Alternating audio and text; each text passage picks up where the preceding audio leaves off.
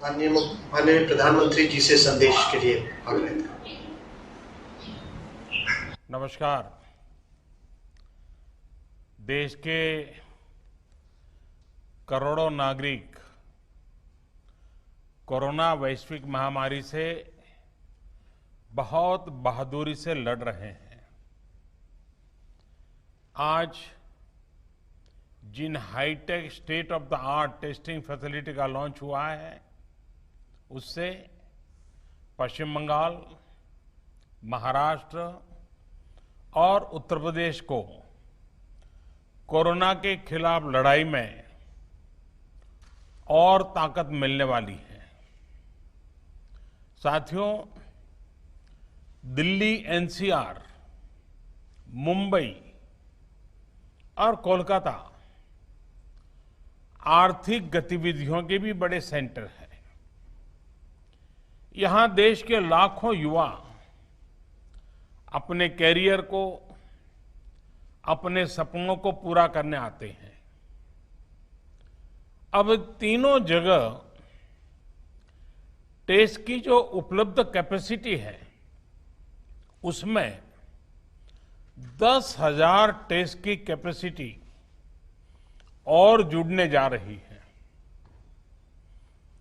अब इन शहरों में टेस्ट और ज्यादा तेजी से हो सकेंगे। एक अच्छी बात यह भी है कि ये हाईटेक लैब्स सिर्फ कोरोना टेस्टिंग तक ही सीमित रहने वाली नहीं है, और ये बात बहुत महत्वपूर्ण है। भविष्य में हेपेटाइटिस बी और सी, एचआईवी, डेंगू सहित अनेक बीमारियों की टेस्टिंग के लिए भी इन लैब्स में सुविधा उपलब्ध कराई जाएगी। ऐसी व्यवस्थाएं तैयार करने के लिए Indian council of medical research ICMR और उससे जुड़े दूसरी संस्थाओं से सभी साथियों को भी मैं बहुत बहुत बधाई देता हूं। साथियों, देश में जिस तरह सही समय पर सही फैसले लिए गए, आज उसी का परिणाम है कि भारत अन्य देशों के मुकाबले काफी संभली हुई स्थिति में है। आज हमारे देश में कोरोना से होने वाली मृत्यु बड़े बड़े देशों के मुकाबले काफी कम है। वहीं हमारे यहां रिकवरी रेट अन्य देशों के मुकाबले बहुत ज्यादा है और दिनों दिन सुधार भी हो रहा है।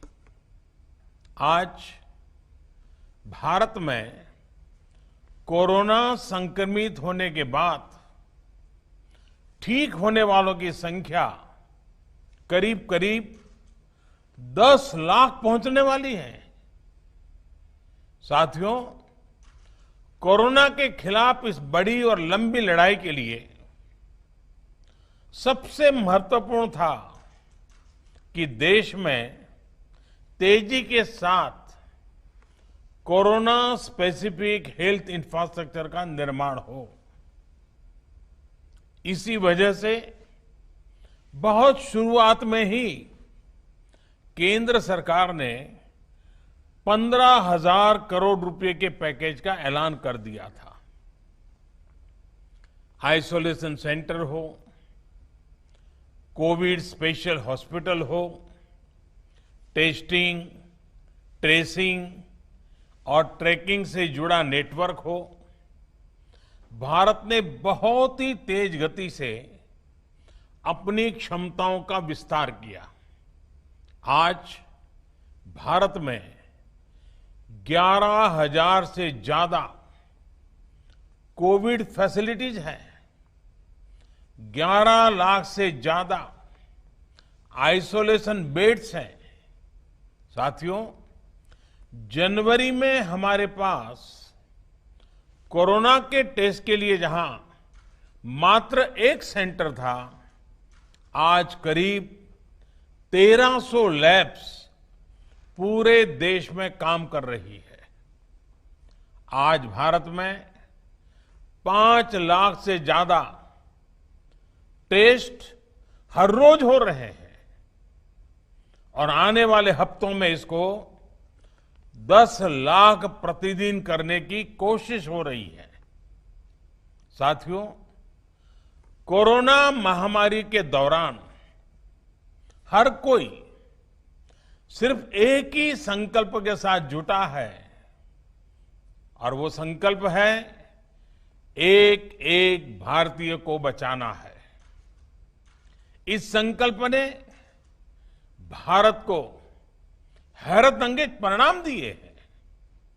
विशेषकर पीपीई, मास्क और टेस्ट किट्स को लेकर भारत ने जो किया वो सचमुच में ये एक बहुत बड़ी सक्सेस स्टोरी है। एक समय भारत में एक भी पीपीई किट नहीं बनती थी। आज भारत दुनिया का दूसरा सबसे बड़ा पीपीई किट मैन्युफैक्चरर है। सिर्फ 6 महीना पहले देश में एक भी पीपीई किट मैन्युफैक्चर नहीं था। आज 1200 से ज्यादा मैन्युफैक्चरर हर रोज 5 लाख से ज्यादा पीपीई किट बना रहे हैं। एक समय भारत N95 मास्क भी बाहर से ही मंगवाता था। आज भारत में 3 लाख से ज्यादा N95 मास्क हर रोज बन रहे हैं। एक समय था जब भारत वेंटिलेटर्स के लिए भी दूसरे देशों पर निर्भर था। आज भारत में हर साल 3 लाख वेंटिलेटर बनाने की प्रोडक्शन कैपेसिटी विकसित हो चुकी है। इस दौरान मेडिकल ऑक्सीजन सिलेंडर्स के प्रोडक्शन में भी काफी मात्रा में वृद्धि की गई है। सभी के इन सामूहिक प्रयासों की वजह से आज न सिर्फ लोगों का जीवन बच रहा है, बल्कि जो चीजें हम आयात करते थे, अब देश उनका एक्सपोर्टर बनने जा रहा है। साथियों, इतने कम समय में इतना बड़ा फिजिकल इंफ्रास्ट्रक्चर खड़ा करना कितनी बड़ी चुनौती रही है, इससे भी आप भली भांति परिचित है। एक और बड़ा चैलेंज था कोरोना के खिलाफ लड़ाई के लिए देश में ह्यूमन रिसोर्स को तैयार करना। जितने कम समय में हमारे पैरामेडिक्स, आशा वर्कर्स, एएनएम, आंगनवाड़ी और दूसरे हेल्थ और सिविल वर्कर्स को ट्रेन किया गया, वो भी अभूतपूर्व है। आज अगर भारत की कोरोना से लड़ाई को देखकर दुनिया अचंभित है, बड़ी बड़ी आशंकाएं गलत साबित हो रही हैं, तो उसका एक बड़ा कारण हमारे ये फुट सोल्जर भी है। साथियों, कोरोना के खिलाफ लड़ाई में आज हम उस स्थिति पर आ पहुंच चुके हैं जहां हमारे पास जागरूकता की कमी नहीं है। साइंटिफिक डेटा का विस्तार हो रहा है, संसाधन भी बढ़ रहे हैं। अब हमें राज्य के स्तर पर, जिला, ब्लॉक और गांव के स्तर पर डिमांड और सप्लाई के मैनेजमेंट को और चुस्त दुरुस्त करना है, मजबूत करना है। हमें मिलकर नया हेल्थ इंफ्रास्ट्रक्चर तैयार करना ही है, जो हमारे पास गांव-गांव में सरकारी और प्राइवेट डिस्पेंसरीज हैं, क्लिनिक हैं, उनको ज्यादा सक्षम भी बनाना है। ये हमें इसलिए भी करना है ताकि हमारे गांवों में कोरोना से लड़ाई कमजोर न पड़े। अभी तक गांवों ने इसमें बहुत अच्छा प्रदर्शन किया है और इसके साथ ही हमें इस बात का ध्यान रखना है कि हमारे कोरोना योद्धा किसी तरह की थकान का शिकार न हो। हमें नए और रिटायर्ड जो भी प्रोफेशनल्स इस सेवा के लिए आगे आना चाहते हैं, ऐसे प्रोफेशनल्स को हेल्थ सिस्टम से जोड़ने के लिए भी लगातार काम करना होगा। साथियों, आने वाले समय में बहुत सारे त्योहार आने वाले हैं। हमारी ये उत्सव उल्लास का कारण बने, लोगों में संक्रमण न फैले, इसके लिए हमें हर सावधानी रखनी है।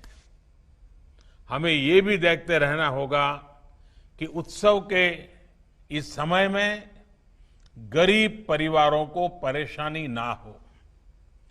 प्रधानमंत्री गरीब कल्याण अन्न योजना का लाभ हर गरीब परिवार तक समय पर पहुंचे, हमें ये भी सुनिश्चित करना है।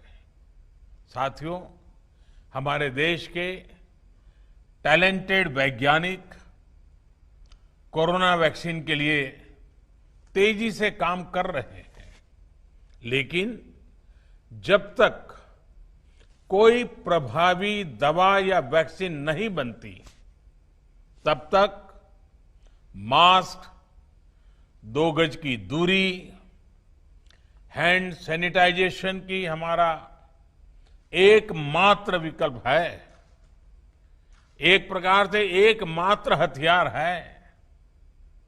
हमें खुद भी बचना है और घर में छोटी बड़ी आयु के सभी परिजनों को भी बचाना है।